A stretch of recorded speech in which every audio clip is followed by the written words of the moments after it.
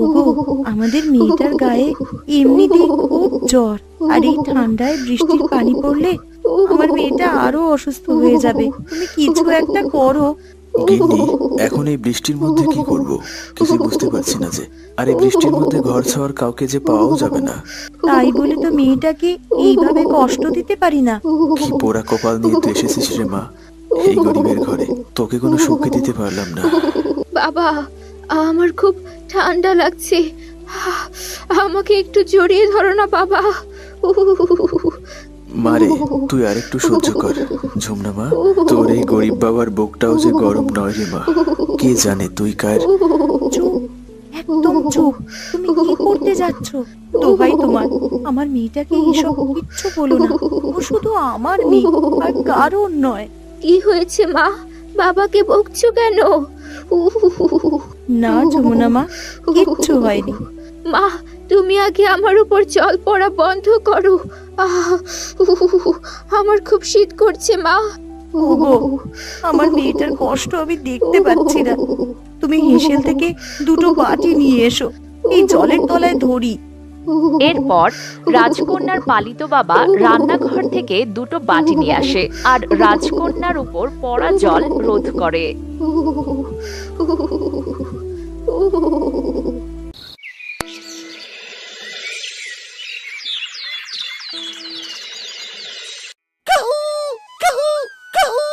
কি হয়েছে দুঃখু? এভাবে চিৎকার করছিস কেন? দাইমা, আমার খুব ক্ষুধা লেগেছে, আমাকে কিছু খেতে দাও না। আমি তোকে এত করে বলি, তুই আমার কাছ থেকে চলে যা। আমি তোর খাবার জোগাতে পারি না, কিন্তু তুই আমার কাছ থেকে যেতেই চাস না। দাইমা, তুমি আমাকে বারবার কেন চলে যেতে বলো বলো তো? আমি তোমাকে ছেড়ে কোথাও যাব না দাইমা। এতদিন তুমি আমাকে আর রাজকুমারকে নিজের সন্তানের মতো বড় করেছো, আর এখন চলে যেতে বলছো দাইমা? আমি কি করব দুঃখু, বল আমাকে। রাজকুমার যাওয়ার পর থেকে তোকে একদিনও পেট ভরে খেতে দিতে পারিনি। সমস্যা নেই দাইমা, তুমি আমাকে খেতে না দিতে পারলেও আমি তোমাকে ছেড়ে কোথাও যাব না। এখন আমি যাই দাইমা, দেখি কারো এঁটো বাসি খাবার পাই কিনা। এই বলে দুঃখু ক্ষুধার জ্বালায় অন্যের এঁটো বাসি খাবারের সন্ধানে চলে যায়। আর এদিকে রাজকন্যা রুমনা ও তার গাই মাসি গুহায় শুয়ে আরাম করছিল। তখন একটি শিয়াল রাস্তা দিয়ে যাওয়ার সময় থমকে দাঁড়ায়। আরে, এখানে তো মানুষ আর গরুর গন্ধ একসঙ্গে পাচ্ছি, কিন্তু কাউকে তো দেখতে পাচ্ছি না। আমার মনে হয় এই গুহাতে ওরা লুকিয়ে আছে। যাই তো, গিয়ে দেখি। এরপর শিয়াল গন্ধ শুকতে শুকতে গুহার ভিতরে চলে আসে আর এসে বলে, আমার নাক কখনো ভুল বলে না। এরা এই গুহায় বসে আরাম শুরু করেছে, আর এইদিকে আমি খিদের জ্বালায় মরছি। কিন্তু আমার তো সেই ক্ষমতাও নেই যে এদেরকে শিকার করব। কি করা যায়? পেয়েছি, এক্ষুনি সিংহমশাইকে খবর দিয়ে আসি। এদের শিকার করবে আর আমি ফাঁক তোলে এদেরকে মজা করে খাবো। এই বলে শিয়াল নিজে শিকার করতে না পেরে সিংহের কাছে যায় সাহায্য চাইতে। এদিকে সিংহ মশাই নিজের গুহায় নাক ডেকে ঘুমাচ্ছে।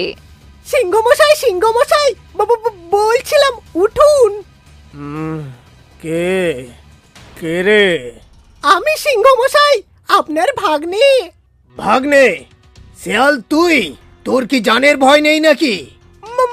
মানে আমি আপনার ভালোর জন্যই হাতে জান নিয়ে আপনার কাছে এসেছি। মানে? মানে আপনার দুয়ারে দুটো শিকার এসে হাজির, আর এদিকে আপনি পড়ে পড়ে ঘুমোচ্ছেন। আমি তোর কথা বিশ্বাস করি না শিয়াল, তুই ভীষণ চালাক। এর আগে তুই আমার অনেক শিকার চুরি করে খেয়েছিস। ছি ছি ছি সিংহমশাই, আমি চালাক হতে পারি, কিন্তু চোর নই। ঠিক আছে ঠিক আছে, এত ন্যাকামো করতে হবে না। কি বলতে এসেছিস সেটা বল। এরপর শিয়াল সব ঘটনা খুলে বলে। শিয়ালের মুখে সব শুনে সিংহমশাই তো বেজায় খুশি হয়ে যায়। আরে বাহ, এ তো মেঘ না চাইতেই বৃষ্টি রে। চল চল, আর একটুও দেরি করা যাবে না। এই বলে সিংহমশাই শিয়াল দুজন মিলে রাজকন্যা ও রাজকন্যার মাসি গাইকে শিকার করতে চলে যায়।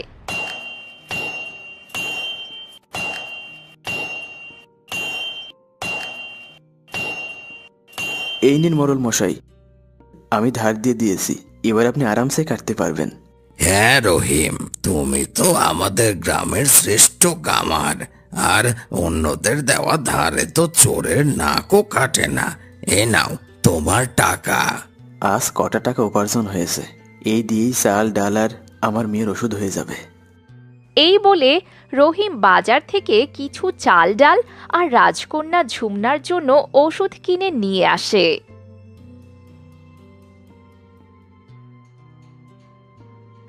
এই নাও, এতে চাল ডাল আর ঝুমনা মায়ের ওষুধ আছে।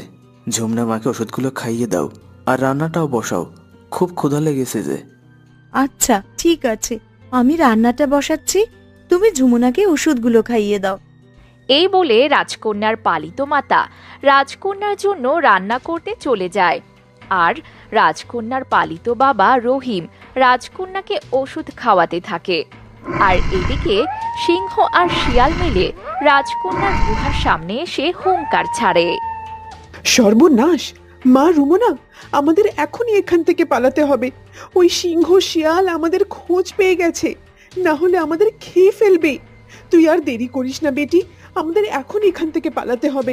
কিন্তু মাসি, আমার পায়ে ভীষণ ব্যথা, আমি ঠিকভাবে হাঁটতেই পাচ্ছি না, আমি এখন দৌড়াবো কিভাবে? ঠিক আছে বেটি, তুই আমার উপর উঠে বস, আমি তোকে নিয়ে যাচ্ছি। এই বলে রাজকন্যার গাইমাসি রাজকন্যাকে পিঠে চড়িয়ে নিয়ে চুপ করে গুহার পেছন দিয়ে বেরিয়ে দৌড় লাগায়। আর এইদিকে বাঘ সিংহ মিলে তাদের শিকার করার সলা পরামর্শ করছে। আরে পালালো পালালো সিংহ মশাই, ওরা তো পালিয়ে গেল, এখন কি হবে? পালিয়ে যাবে কোথায়? চল দৌড় লাগা। এই বলে সিংহ ও শিয়াল মিলে রাজকন্যা আর গাইমাসির পিছনে লাগে। এদিকে গাইমাসি ছুটতে ছুটতে একটা পর্যায়ে সিংহ শিয়াল মিলে হামলা করে। গাইমাসির শরীরে একটি কামড় বসিয়ে দেয়, আর সঙ্গে সঙ্গে রক্ত বেরিয়ে আসে। গাইমাসি, আমাকে বাঁচাও, এরা আমাকে খেয়ে ফেলবে। গাইমাসি, বাঁচাও আমাকে। আজ তোদের আমাদের হাত থেকে কেউ বাঁচাতে পারবে না। গাইমাসি কোনো উপায় না পেয়ে রাজকন্যাকে বাঁচানোর জন্য গান গাওয়া শুরু করে। মাইরো না, মাইরো না গো, ও সিংহ বাবু, তুমি আমার মায়ের মাইরো না গো। 18 বছর আগে আমি তোমার থেকে রক্ষা করি গো, নিজের দুধ খাইয়ে বড় করেছি গো, ও সিংহ বাবু, দোহাই তোমার, আমার মেয়েকে তুমি ছাইরে দাও গো। তার মানে 18 বছর আগে একে তুই আমার থেকে বাঁচিয়েছিলি? হ্যাঁ সিংহ মশাই, এই সেই কন্যা যাকে আপনি খেতে চেয়েছিলেন, কিন্তু আমি আপনার থেকে একে বাঁচিয়ে নিজের দুধ খাইয়ে মাতৃ স্নেহে বড় করেছি। কিন্তু কেন? তোর এই উদারতার কারণ কি? কারণ আমি জানি একজন সন্তানহারা মায়ের জ্বালা কতটা। আজ থেকে 20 বছর আগে আমি একটা বাচ্চা প্রসব করি, কিন্তু সেটাকেও আপনি খেয়ে ফেলেছেন। তাই এর মধ্যে আমি আমার সন্তানকে খুঁজে পেয়েছি। দোহাই সিংহ মশাই, আপনি আমাকে খেয়ে নিন, কিন্তু আমার মেয়েকে দয়া করে ছেড়ে দিন। না গাইমাসি, আমি তোমাকে ছেড়ে কিছুতেই থাকতে পারবো না। তুমি আমার গাইমাসিকে ছেড়ে দাও সিংহ মশাই, তুমি আমাকেই খেয়ে ফেলো। না বেটি, এ তুই কি বলছিস? আমি তো বুড়ো হয়ে গেছি, আর কতদিনই বা বাঁচবো বল? আর তোর সারা জীবন পড়ে আছে, তোর জীবনটাকে আমি এভাবে নষ্ট করতে পারবো না। রাজকন্যা ও গাইমাসির এরকম মায়াবী তর্ক বিতর্কে সিংহ মশাইয়ের হিংস্রমন গলে দয়ায় পরিণত হয়। হয়েছে হয়েছে, তোদের এই মানব আর পশুর প্রেম দেখে আমার মতো হিংস্র প্রাণীও চোখে জল চলে এসেছে। গাইমাসি, তোকে সালাম। আজ তুই আমার চোখ খুলে দিয়েছিস। তোদের না দেখলে আজ আমি মায়া কি জিনিস বুঝতে পারতাম না। কিন্তু হ্যাঁ, আমি তোদেরকে ছেড়ে দিতে পারি, কিন্তু একটাই শর্তে। কি সেই শর্ত সিংহ মশাই? আমি আপনার সব শর্তে রাজি, শুধু আমার মেয়েটাকে ছেড়ে দিন। ছেড়ে দিতে পারি, কিন্তু আমাকেও তোদের বন্ধু বানিয়ে নিতে হবে। আমি শুধু এই শর্তেই তোদেরকে ছাড়তে পারি। এটা কোনো শর্ত হলো সিংহ মশাই? এটা তো আমাদের জন্য আনন্দের খবর। তোমরা তো সবাই আমে দুধে মিশে গেলে, এখন কি আমি আটি হয়ে গড়াগড়ি খাবো নাকি? না না ভাগ্নে, এখন থেকে তুইও আমার সঙ্গে থাকবি। ঠিক আছে, এখন থেকে আমরা সবাই একসঙ্গে মিলে মিশে থাকবো। এই বলে গাইমাসি তার মায়া মমতার জোরে সবাইকে তার গুহায় নিয়ে আসে। আর গাইমাসি রাজকন্যার সঙ্গে সিংহ মশাইকে দেখে ভোলি কুকুর ভীষণ ভয় পেয়ে যায়। সিংহ, আমি কি দেখছি গাইমাসি? হ্যাঁ ভোলি, ভয় পাস না, তুই ঠিকই দেখেছিস। আজ থেকে এই শিয়াল পণ্ডিত আর সিংহ মশাই আমাদের বন্ধু। ওরা এখন থেকে আমাদের সঙ্গেই থাকবে। না না না গাইমাসি, এদের মতো হিংস্র প্রাণী তোমার কখনোই বন্ধু হতে পারে না। তুমি এদের বিশ্বাস করো না গাইমাসি। না রে বলি, আমি সত্যিই তোদের বন্ধু হতে চাই। তুই আমাদেরকে বিশ্বাস করতে পারিস। হ্যাঁ ভোলি, তুই কোনো চিন্তা করিস না, আমরা এখন থেকে সবাই একসঙ্গে মিলে মিশে থাকবো। এই বলে গাইমাসি ভোলিকে চুপ করিয়ে রাখে।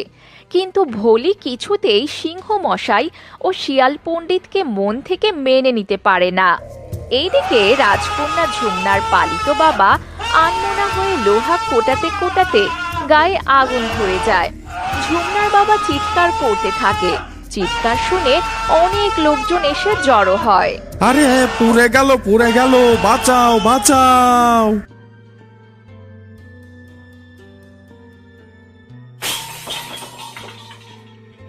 আচ্ছা মাসি, তোমার কি হয়েছে বলো তো? তোমাকে এমন আনমনা লাগছে কেন? ওহো মা, সাবধানে আসবে তো। যে কটা খাবার ছিল সেগুলো তো পড়ে গেল। এখন আমি তোকে কি খেতে দেবো? আমার খিদে পায়নি মা, তুমি চিন্তা করো না। আর বাবা কিছুক্ষণের মধ্যেই আমার জন্য খাবার নিয়ে আসবে। আর সুখু, এই পড়া খাবারগুলো তুই খেয়ে নে, তুইও তো সকাল থেকে কিচ্ছু খাসনি। ঠিক আছে ঝুমনা দিদি, আমি এক্ষুনি খেয়ে নিচ্ছি। ঝোলনার মা, ও ঝোলনার মা, তাড়াতাড়ি বাইরে বেরিয়ে আসুন, আপনার যে সর্বনাশ হয়ে গেল গো।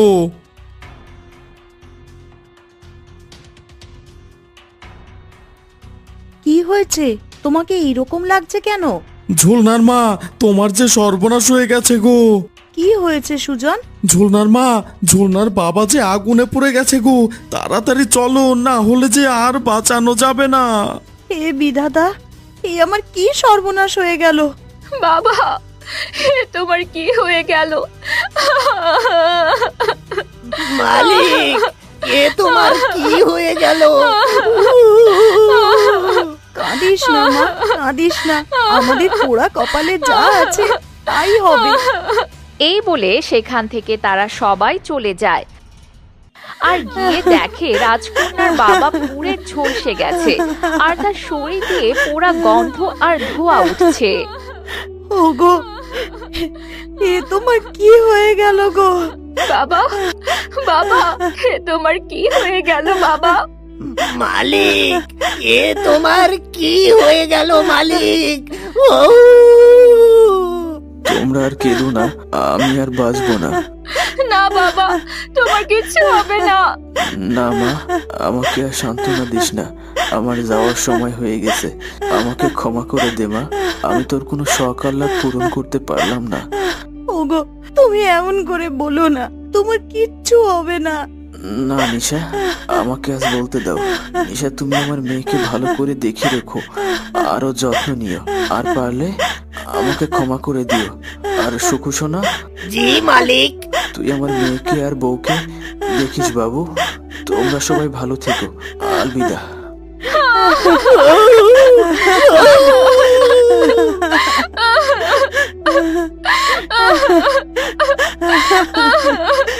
এই অলক্ষণে মেয়ে দুটোর জন্য আমার ভাইটা মরে গেল গো।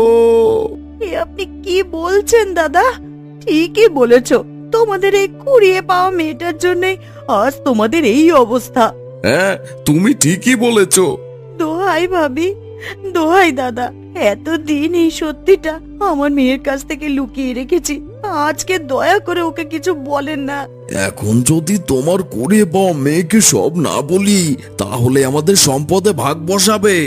তোমরা এতদিন কি লুকিয়ে রেখেছো আমার থেকে মা? কিছু না মা, কিচ্ছু না। আমি বলছি তোকে, শোন ঝুমনা, তোকে 18 বছর আগে কোথা থেকে কুড়িয়ে নিয়ে এসেছিল তোদের এই বন্ধা মা। তোর মা বাবা কোথায় কেউ জানে না। আর শোনো নিশা, তোমাদের কোনো উত্তরসূরি না থাকার কারণে তোমাদের সমস্ত বিষয় সম্পত্তি এখন আমাদের। তাই তোমার এই মৃত স্বামীকে দাফন কোথায় করবে সেটা তুমি খুঁজে নাও। এই বলে মৃত রহিমের ভাই ও ভাইয়ের বউ সেখান থেকে চলে যায়। আর নিশা ও ঝুমনা মৃত রহিমের দাফন কাফন করার জায়গা না পেয়ে তাকে ভেলায় করে ভাসিয়ে দেয়।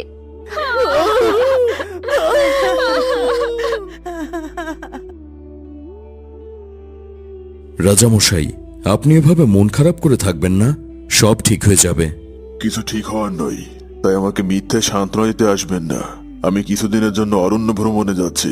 আজ থেকে মন্ত্রিসভার সমস্ত দায় দায়িত্ব আমি আপনার হাতে দিয়ে গেলাম। আশা করি আপনি সেই দায়িত্ব খুব ভালো করে পালন করবেন। এই তো আমি চাই। আপনি কোনো চিন্তা করবেন না মহারাজ, আপনি নিশ্চিন্তে যেতে পারেন। আসি। এই বলে রাজা বিক্রম তার সৎ ভাইকে মন্ত্রিসভার সমস্ত দায়িত্ব দিয়ে অরণ্য ভ্রমণ করতে চলে যায়। আর তার সৎ ভাই মন্ত্রিসভার দায়িত্ব পেয়ে ভীষণ খুশি হয়। এদিকে ঝুমনার পালিত মা তার মৃত স্বামীকে ভেলায় ভাসিয়ে দিয়ে একটি গুহায় আশ্রয় নেয়। কেঁদো না মা, তুমি কাঁদলে যে আমার ভীষণ কষ্ট হয়। আমাকে তুমি আজ আসল সত্যিটা বলো। আমাকে তোমরা কোথা থেকে কুড়িয়ে নিয়ে এসেছো? আর আমার মা বাবা তারা কে? এরপর ঝুমনার পালিত মা সব আসল সত্যি কথা তাকে বলতে থাকে। হ্যাঁ মা, আমি আর তোর বাবা আজ থেকে 18 বছর আগে তোকে একটা বট গাছের নিচে পড়ে থাকতে দেখি। আর সেই বট গাছের নিচে একটা সাপ তোকে পাহারা দিচ্ছিল। তখন আমরা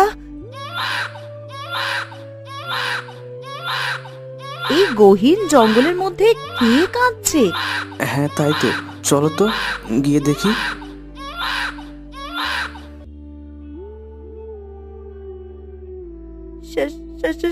সাপ। আমাকে দেখে তোমরা ভয় পেও না, আমি তোমাদের কোনো ক্ষতি করব না। এই মানুষের বাচ্চাটাকে আমি চলে ভাসতে দেখে এখানে নিয়ে এসেছি। তাই তোমরা এই ফুটফুটে নিষ্পাপ বাচ্চাটাকে তোমাদের সঙ্গে নিয়ে যাও। এই কথা বলে সাপটি সেখান থেকে চলে যায় আর রহিমের বউ রাজকন্যাকে কোলে তুলে নেয়। বিধাতা এতদিন পরে আমাদের দিকে মুখ তুলেছেন। আমরা এতদিন পর কোনো সন্তানের মুখ দেখলাম। আর এই বাচ্চা মেয়েটিকে পেয়ে আমরা খুবই আনন্দিত। আমাদের সব অভাব যেন পূরণ হলো। তুমি ঠিকই বলেছ গো। এই বাচ্চাটাকে আমরা নিজের সন্তানের মতন করে আমাদের পরিচয় দিয়ে বড় করব। আমরা এর নাম রাখলাম ঝুমনা। এরপর আমরা তোকে নিজের পরিচয় দিয়ে বড় করি। তুই আমাকে ক্ষমা কর মা। আমরা তোর থেকে এতদিন আসল সত্যিটা লুকিয়ে রেখেছিলাম। মা!